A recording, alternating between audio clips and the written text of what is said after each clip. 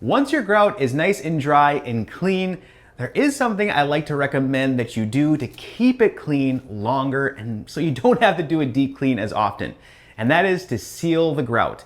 Now, this might seem like a big job. It can take a little bit of time, but it's much easier than you think. All you gotta do is just grab a sealer. I really like the Miracle sealant from, I think it's Lowe's. It does a really good job. Now, the nice thing about this is it just comes in a simple bottle with a little paintbrush tip on the end.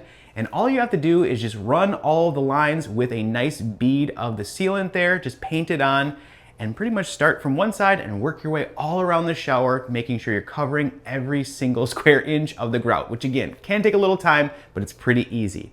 Now I will say if you do get any of the sealant on the tile itself, that's okay, it dries clear, so you're not gonna see that, but I do like to grab a microfiber towel just to wipe the edge there to make sure I'm not leaving any behind. I do like to mention a few reminders when it comes to sealing your grout though. First, always make sure your grout is completely dry. For instance, this shower here, we waited a full 24 hours before we sealed it. That way we're not gonna trap any moisture in the grout itself because that could lead to cracking or potentially damaging the grout.